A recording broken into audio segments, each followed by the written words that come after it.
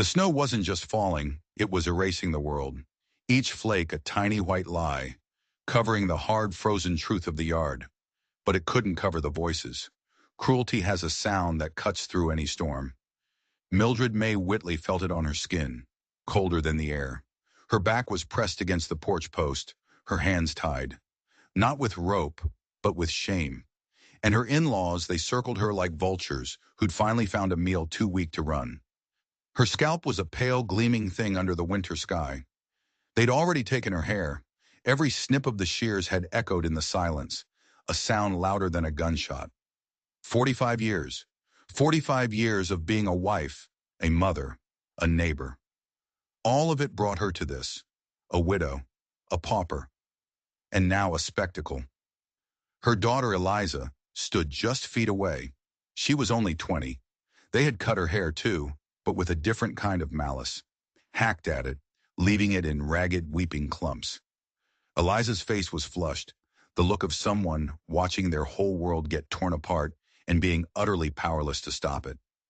A scream was building in her throat, hot and sharp, but she swallowed it down. She knew if she made a sound, it would only get worse. Her uncle, Jediah Whitley, spat a brown stream of tobacco juice into the pure white snow. "No woman under this roof is welcome unless she bears obedience," he growled, the words steaming in the air. He jabbed the shears toward Mildred. "And you've shamed us long enough." His wife, Ruth, stood beside him. Her face was pinched into a mask of sour victory, her eyes gleaming. She was enjoying this, every second of it. And they weren't alone.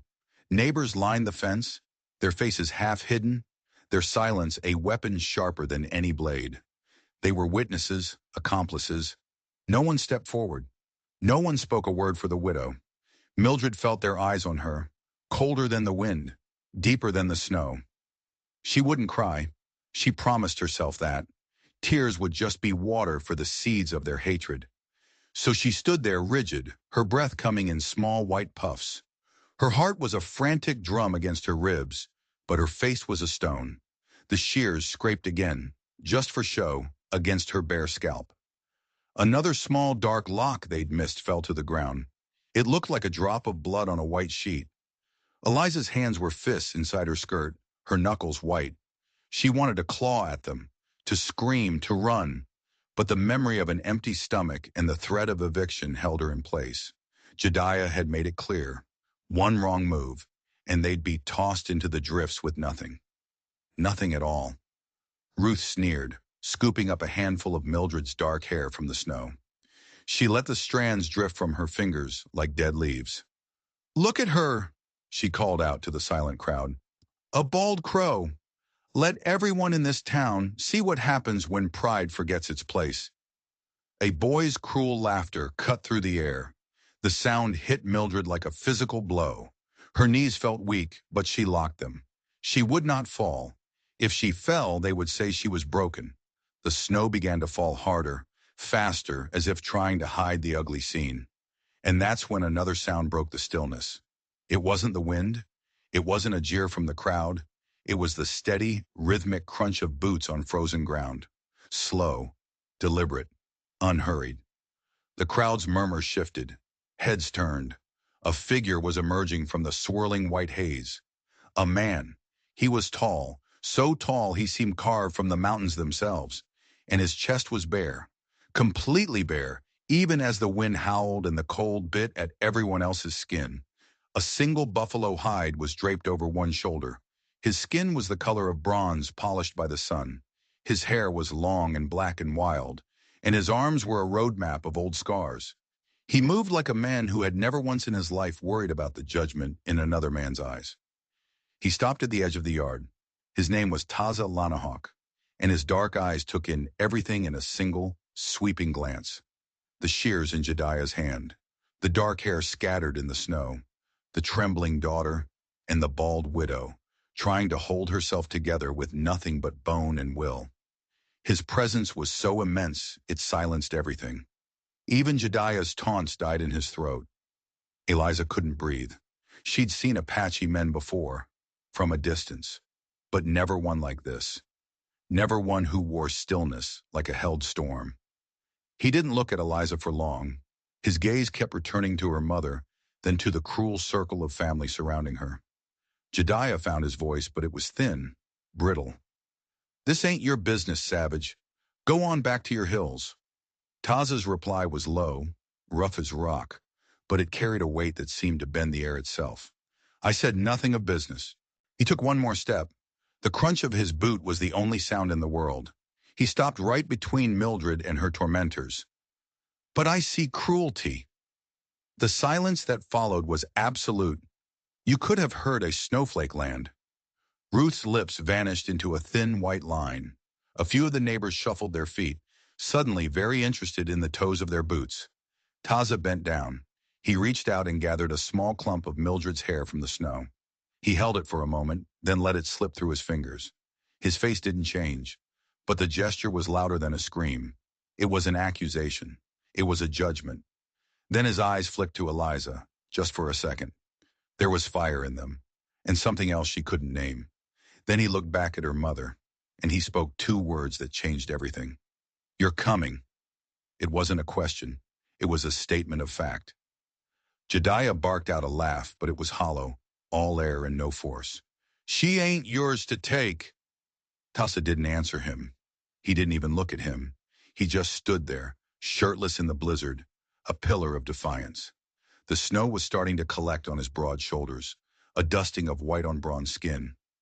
He was waiting. Not for Jedediah, not for the crowd. He was waiting for the world itself to bend to his will. Eliza's heart was hammering against her ribs. Was this a rescue, or was it just a different kind of cage? She looked at her mother. Mildred's bald head gleamed in the pale, snowy light. Her lips were parted, as if to speak, but no words came out. Her eyes were locked on the stranger, wide with a disbelief so profound it bordered on terror. The crowd held its breath.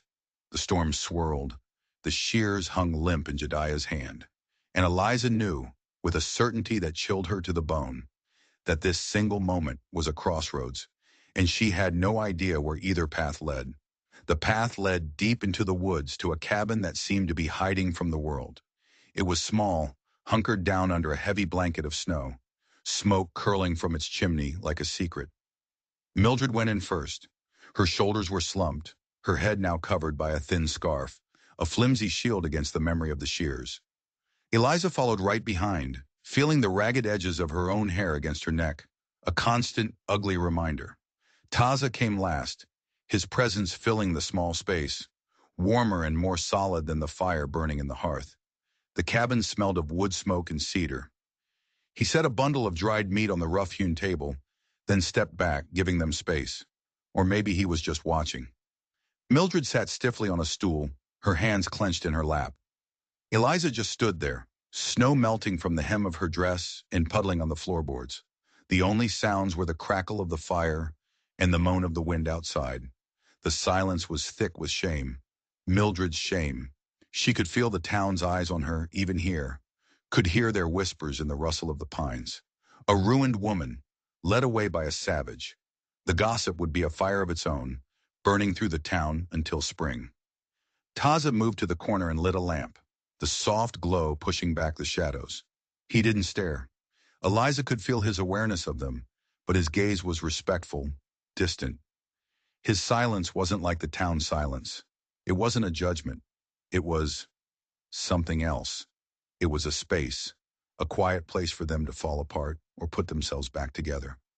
Eliza crept closer to the fire, holding her hands out to the warmth. She risked a look at him. His black hair was damp with melted snow. The scars on his arms looked like ancient writing, stories she couldn't read. He seemed as untroubled by the cold inside as he had been outside. She thought about the way the crowd had flinched from his voice, the way Jedediah's cruelty had withered in his presence. How could one man hold so much power without raising a hand? Mildred saw her daughter looking and pulled her closer, her whisper sharp with fear. "We don't know what he wants. Stay by me." Eliza obeyed, but her eyes kept drifting back to the silent man across the room. Time seemed to stretch and thin. The stew in a pot by the fire began to bubble, its rich scent filling the cabin. Her stomach rumbled, a sharp, hollow ache. They hadn't eaten since morning. Finally, Taza stood up. Without a word, he took 2 wooden bowls, filled them with the thick, dark stew, and set them on the table with a piece of bread beside each. Then he stepped back to the hearth, his face unreadable in the firelight. He was waiting for them to make the first move. Mildred hesitated, her pride a wall between her and the food. But hunger was a powerful enemy. Eliza reached out first, her hand trembling as she picked up the spoon. The first bite was a shock. It was rich, seasoned with herbs she didn't know, thick with venison and potatoes. Warmth spread through her chest, a feeling so comforting it almost made her cry. After a moment, her mother began to eat too, slowly, reluctantly. When the bowls were empty, Mildred finally spoke. Her voice was quiet, hoarse. Why? Why did you bring us here? Taza looked at her, then his gaze shifted to Eliza for a long moment before returning to the fire. He didn't answer her question, not with words. Instead, he stood, picked up a soft, tanned hide from a stack in the corner, and walked over to her. He draped it gently over her thin shoulders. Mildred flinched at his closeness, but the gesture held no threat. It was an act of kindness, a small, silent offering of comfort and protection. It was an answer, just not the one she expected. The air in the cabin shifted. The silence was still there, but it was different now. It wasn't the silence of humiliation anymore. It was the silence of survival. Eliza found a sliver of courage. They'll talk, she whispered, looking at her mother. The whole town. They'll say we've been taken. Mildred's lips pressed into a thin, hard line. She knew. Of course she knew. But as she looked at the man by the fire, a man who had offered them food and warmth and a silent, steady respect, a tiny part of the shame inside her began to dissolve. Bald, mocked, ruined. Maybe those were just words. Maybe the real disgrace belonged to the ones who had spoken them. Night fell, deep and absolute. Mildred, exhausted by the day's horror, finally drifted off to sleep, curled under the hide Taza had given her. Eliza couldn't rest. Her mind was a whirlwind of fear and confusion. She got up to add a few small sticks to the fire. One of them slipped from her grasp and rolled across the floor, stopping at Taza's feet. He bent down, picked it up, and placed it carefully on the embers. For a single, breathless moment, their eyes met across the flames. His were dark, deep, impossible to read. But she thought she saw something flicker there. A spark, a warmth that had nothing to do with the fire. Her heart gave a strange little jump. She quickly sat back down, her cheeks hot. The storm outside howled, throwing itself against the little cabin. But inside, for the first time since the cold steel of the shears had touched her mother's head, Eliza felt something she had almost forgotten. Safety. It was a fragile feeling, but it was real. And in that moment, it felt more powerful than anything else in the world. Taza finally spoke again, his voice like stones rolling in a riverbed. You will stay until the storm ends. Eliza nodded before her mother could wake, but Mildred stirred, her voice thick with sleep. And after the storm? He didn't answer. He just stared into the fire, as if the future was written there, in a language only he could understand. And Eliza watched him, her heart beating a fast, uncertain rhythm, wondering what would happen when the world outside their door demanded its judgment once again. The world was muffled in white when morning came. Drifts of snow were piled high against the cabin, burying them in a deep, listening quiet. Mildred was already awake, sitting by the hearth. The firelight played across her bald head, making it gleam like polished ivory. She had the scarf in her lap, her fingers twisting in it, but she hadn't put it on. Her daughter was asleep, and the only other person to see her was the man who had brought them here. He wasn't looking at her. He was sharpening a knife, the rhythmic scrape of stone against steel, a soft, almost soothing sound. Mildred took a deep breath. The shame was still there, a raw, tender wound. But something else was stirring beneath it, something small and stubborn. She reached for a cup of water, her hand surprisingly steady. The warmth of the fire felt like it was seeping into her very bones, and she whispered the words to herself, not to him. Hair grows back. The sound of her own voice startled her. The words hung in the smoky air. Eliza stirred and sat up, her own ragged hair a wild halo around her face. She rubbed the sleep from her eyes, and then a small, slow smile touched her lips as she saw her mother, uncovered and unashamed. "It will," Eliza said, her voice soft but sure. "And so will pride." For the first time, Taza looked up from his work. His dark eyes moved from the mother to the daughter, a quick, assessing glance. And then he went back to his knife. Mildred felt it then, a strange and powerful current in the room. He hadn't spoken a word, but his silence was a gift. It wasn't empty. It was full of space. Space for them to find their own voices again. Later that day, the storm eased. Taza opened the heavy cabin door, and a brilliant, blinding light spilled across the floor. He gestured for them to come outside. It wasn't a command, it was an invitation. The world was transformed. A vast, unbroken sea of white, punctuated by the dark green of the pines. He led them to the edge of the trees, where two horses stood patiently, their breath pluming in the cold. He spoke to them in a low, soft language Eliza didn't understand, his hands gentle as he brushed the frost from their manes. In that simple, quiet act, Mildred saw a tenderness she would never have expected. Taza caught Eliza watching him and held out a length of leather rope. He guided her hands, showing her how to tie a complex knot. She was clumsy, her fingers stiff with cold, but he was endlessly patient. His silence said more than words ever could. It said, "You are not broken. You are capable." But the world beyond the woods had not forgotten them. When they went into town for supplies a few days later, the whispers followed them like a disease. The shopkeeper, a man Mildred had known for 20 years, refused to sell them flour. "Women who run off with savages get what they deserve," he muttered, turning his back on them. Mildred stood tall, her face a mask of stone.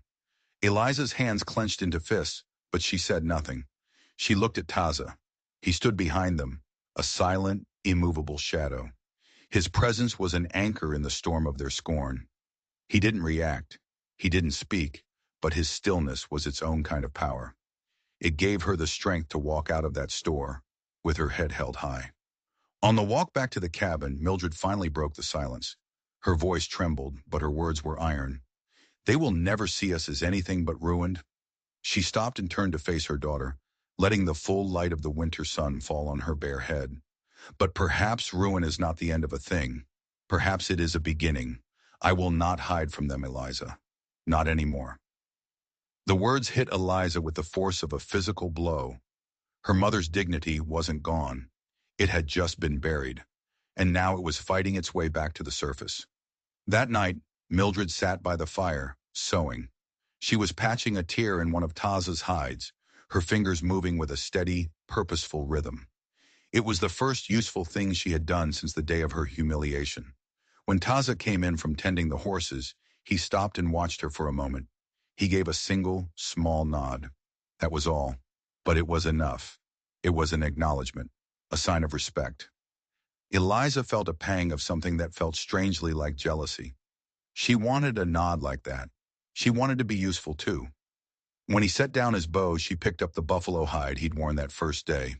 The leather was worn, softened by time and use. May I mend this for you?" she asked, her voice barely a whisper. He hesitated for a heartbeat, then handed it to her. As he did, their fingers brushed. It was nothing, an accident. But a jolt of warmth shot up her arm, so intense it made her gasp. She quickly bent her head over her work, her face burning. The days settled into a quiet rhythm. Survival. Mildred started to hum as she worked, a low, tuneless sound that Eliza hadn't heard since her father was alive. The sound filled the small cabin, fragile and beautiful. Eliza found her own purpose in small tasks: gathering wood, stirring the stew, brushing snow from the doorstep. Each small act felt like taking a piece of her life back. But the nights were long.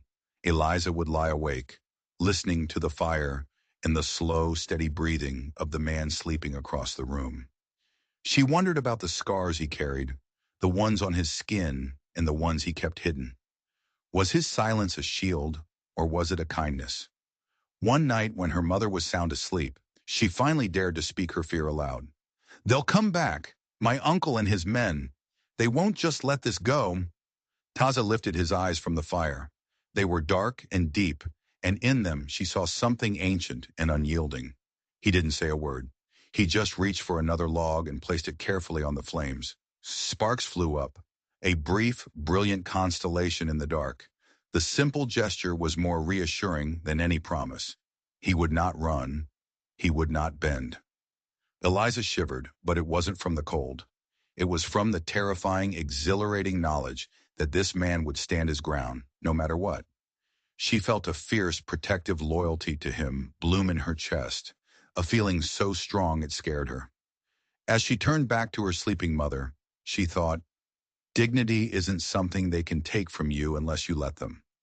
But just as that thought settled in her mind, a shadow moved outside the small, grimy window, a flicker of movement in the moonlight.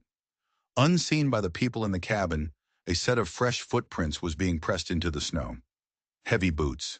More than one man. They were winding their way through the trees, silent and purposeful, their intent a sharp, cold thing on the winter air.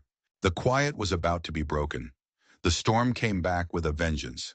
Not the quiet, gentle snow from before, but a howling blizzard that threw itself at the cabin like a wild beast. Snow flew sideways, plastering the windows, plunging the small room into a dim, flickering twilight. Inside there was a fragile peace. Mildred was mending a sleeve by the fire, and Eliza was stirring the pot. The silence between them was comfortable now, a shared language of survival. But then another sound cut through the roar of the wind, a muffled, rhythmic crunching. Boots. Many of them. Taza, who had been sitting silently by the door, his bow across his knees, went perfectly still. It wasn't the stillness of peace. It was the stillness of a predator that has just scented its prey. Eliza froze. Her heart started to pound a frantic, heavy rhythm against her ribs. Mildred looked up frowning, her hearing not as sharp. The footsteps got closer, and then they could hear voices, men's voices, and rough, ugly laughter that had no place in the heart of the woods. Eliza's stomach twisted into a knot. She knew that laughter, and she knew the voice that cut through the wind, sharp and cruel as a shard of ice. It was Jediah. I'll teach that savage what it means to steal from family. Mildred's lips went white. She stood up, her bald head held high, a beacon of defiance in the dim light. He's brought them, she said, her voice shaking but unbroken. Eliza's eyes flew to Taza. His expression was carved from stone, his hands resting lightly on his bow. He looked at her, and his eyes said everything he didn't need to speak. Do not be afraid. But she was. She was terrified. A heavy fist hammered on the door, making the whole cabin shake. Mildred May! Eliza! You come out now, or we'll burn this shack down around you. The door handle rattled violently. Mildred moved to stand in front of her daughter, a human shield, but Eliza grabbed her mother's arm, as if she could hold them all back. Taza rose to his feet in one smooth, silent motion. He didn't shout. He didn't barricade the door. He simply lifted the latch and pulled it open. The storm exploded into the room, a blast of icy wind and stinging snow, and with it, the sight of 6 men, their faces red and raw from the cold, their eyes burning with a mean, righteous anger. Jediah was in the front, a rifle cradled in his arms, and behind him, her face twisted with triumph, was Ruth. You've shamed this family for the last time, Jediah snarled, his voice nearly lost in the wind. You're not hiding out here with him. You'll come back, or I swear I'll cut what little pride you have left. He raised the rifle, aiming it not at Taza, but at Mildred. The sight of that dark barrel pointed at her mother froze the blood in Eliza's veins. Ruth's thin, cruel laugh sliced through the storm. Look at them. Ruined women. A bald crow and her chick. No better than the animal they're hiding with. And then Taza stepped out of the cabin. He stepped out into the teeth of the blizzard. Shirtless. The wind whipped his long black hair around his face, and the snow immediately began to plaster his skin, turning his bronze chest a gleaming icy white. He walked forward until he was standing between the women and the guns. His breath plumed in the air, slow and steady. He spoke only 5 words, but his voice was a low rumble that drowned out the wind. No one cuts them again. Jediah's sneer was shaky. You think you can stop us? He raised his rifle higher. The other men did the same. The firelight from the cabin glinted off 6 steel barrels. Time seemed to slow down. Eliza could hear the blood pounding in her ears. She saw the network of scars on Taz's back as he stood, an unmovable wall of flesh and bone between them and death. Fear was a physical thing, a fire in her throat, but right alongside it, something else was rising, a fierce, wild belief in this man. And then the world exploded in a crack of sound. A puff of snow erupted from the ground, just inches from Taz's feet. Eliza gasped. Mildred choked back a cry. But Taza did not even flinch. He took another step forward. "Leave," he said, and the word was not a request. It was a command from the earth itself. Jedediah, his face contorted with rage and a flicker of fear, cursed and fired again. This time the bullet found its mark. A red line bloomed on Taza's arm, a shocking slash of crimson against his skin. Still he did not stop. He kept moving forward, closing the distance. In a single fluid motion, he raised his bow. An arrow was nocked, drawn, and released in the space between one heartbeat and the next. The arrow didn't fly at Jedediah. It slammed into the snow right by his boot, the feathered shaft quivering with a deadly energy. It was a warning. It was a promise. The men behind Jedediah faltered. Their bravado was a thin, cheap coat in this storm, and it was starting to tear. None of them had been prepared for this.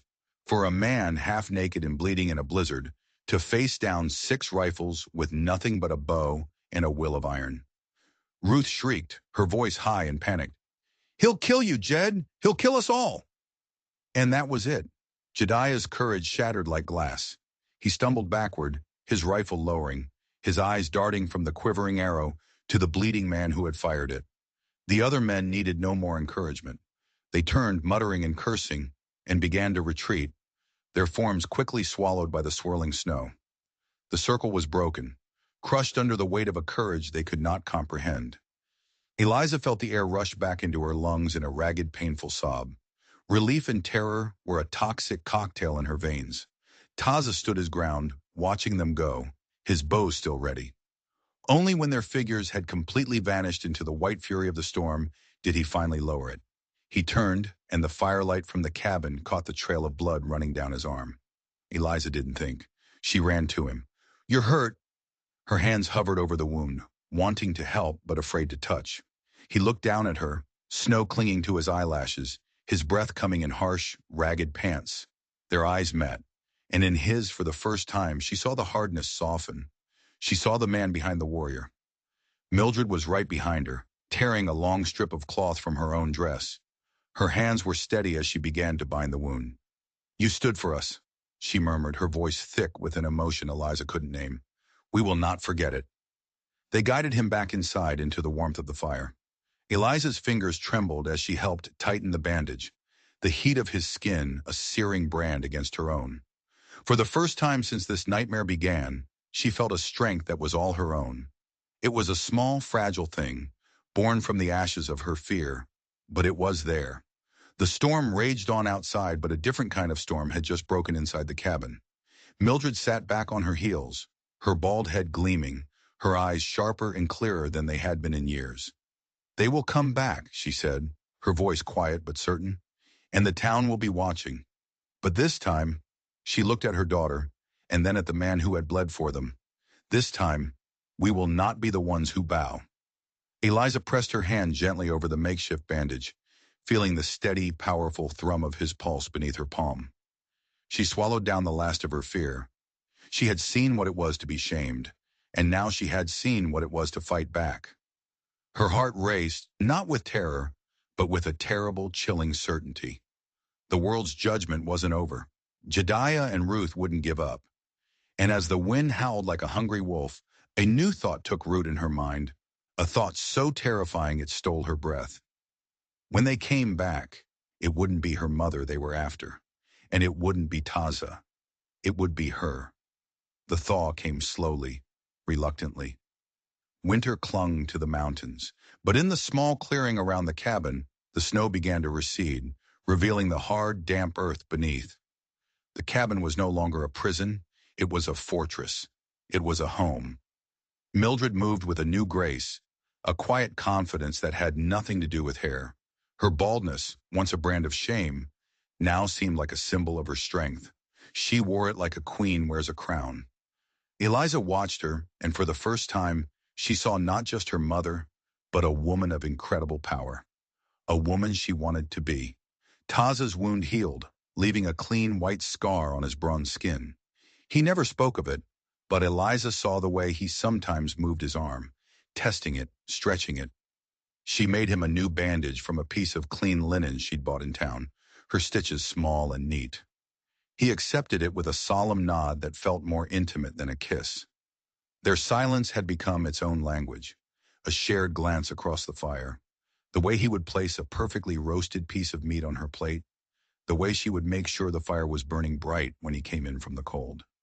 She was beginning to understand him, not with her ears but with her heart. But the town was a different world. The whispers were louder now, sharper, more venomous. Ruth had been busy, painting them as sinners, as traitors to their own kind. Men would spit on the ground when Taza walked by. Women would pull their children away from Eliza as if she carried a plague. Every trip for supplies was an ordeal, a fresh storm of muttered insults and hateful glares. Jediah was always there, in the background, his eyes following them, promising a reckoning. Each insult felt like a tiny cut, but Eliza found that they were making her stronger, not weaker. The shame was burning away, leaving something hard and bright in its place. One night as they sat by the fire, Mildred took her hand. "Eliza," she said, her voice low and serious, "disgrace is a storm that passes, but dignity is the house you build to withstand it. You must learn to choose it, Eliza, no matter the cost." Eliza felt like she was standing on the edge of a great cliff, with the wind at her back. She knew her mother was right. She knew a choice was coming. It came on a Sunday. The snow had melted enough for wagons, and the whole town was gathered in the square. Jediah had brought in a circuit preacher, a pale, nervous man with frightened eyes. Jediah was using the law now, petitioning the church to have Mildred and Eliza declared unfit and forcibly returned to his custody. It was a public shaming meant to break them completely. Mildred stood in the center of the square, her head high, Eliza at her side. The air was thick with scorn. "Look at them!" Ruth hissed, loud enough for everyone to hear. "The bald crow and her chick, still clinging to their ruin." The words were meant to wound, but Mildred didn't even flinch. Eliza felt her mother's hand tremble once in hers, and then it was steady as a rock. And then the crowd parted. Taza walked through them, moving with that same unhurried, powerful grace. He was bare-chested, as always, his long hair blowing in the breeze. He carried no bow, no knife. He carried only himself, and that was more than enough. The square fell silent. He walked right up to Eliza, ignoring the preacher, ignoring Jediah, ignoring the entire town. He stopped in front of her, his breath making small clouds in the cool air. His dark eyes locked on hers. And then he did something that no one expected. He held out his hand. His palm was open, waiting. It wasn't a demand. It wasn't a command. It was a question. It was a choice. Eliza's heart felt like it was going to beat its way out of her chest. She could feel the weight of 100 pairs of eyes on her. She could feel Ruth's hatred, Jediah's fury, the town's judgment. It was a physical weight, pressing down on her, trying to crush her. But underneath it all, a fire was burning. A fire that had been slowly kindled by quiet acts of kindness, by patient instruction, by the sight of a man willing to bleed for her. This was her moment. This was her choice. She lifted her hand and placed it in his. A collective gasp rippled through the crowd. Jediah let out a roar of rage and lunged forward, but Taza just looked at him. That was all it took. Jediah froze in his tracks, held in place by the sheer force of the other man's will. Mildred stepped forward, her voice ringing out like a steel bell. "No more. This is her choice." The preacher, a man caught between his fear of Jediah and his duty to God, wrung his hands. But the will of the crowd had shifted. They were no longer a mob. They were an audience, captivated by this unexpected drama. If it is her will," the preacher stammered, "then let it be so." He fumbled with his book, his voice shaking, but he read the words. The ceremony was nothing more than a few lines spoken into the cold mountain air. There were no rings. There was no altar. Eliza stood there in a simple white dress her mother had stitched together from scraps, the uneven hem brushing the muddy ground. But in that moment, she felt more beautiful than any bride in silk and lace. Mildred stood beside her, tears streaming down her face, her bald head gleaming in the sun like a beacon of hope. When it was over, Eliza looked up into Taz's eyes, and the rest of the world simply fell away. They had nothing, and yet they had everything. The crowd began to murmur, the sound different now. There was still shock, but there was also something else. Awe. Ruth turned and fled, her face a crumpled mask of disbelief. Jediah spat on the ground one last time, but his fire was gone. He was defeated. He had tried to use shame and violence and the law, and he had failed. Back at the cabin, the fire burned bright. Mildred laid a beautiful worn quilt over her daughter's shoulders. "You have chosen," she whispered, her voice choked with pride. "You have chosen dignity." Eliza leaned against Taza, her fingers intertwined with his. She wasn't just safe anymore. She was seen, not as a ruined girl, but as a woman, a wife. Taza looked down at her, and the faintest hint of a smile touched his lips. He understood. He had always understood. Outside, the last of the snow was melting. Spring was coming. Mildred began to hum that old familiar tune, a lullaby from a lifetime ago. It was a song of survival, a song of hope. Eliza sat there, wrapped in her mother's quilt, her husband by her side. She thought of the shears, the laughter, the rifles in the snow. All of it had led her here, to this quiet, perfect moment. The world outside would not change overnight. There would still be whispers. There would still be judgment. But it couldn't touch her now. The shame was gone, burned away and replaced by a love as strong and as solid as the mountains. Dignity, she realized, wasn't something you were given. It was something you claimed. And once you did, it was yours forever. If you believe that some things are worth fighting for, hit that like button and subscribe for more stories that remind us of the strength of the human spirit.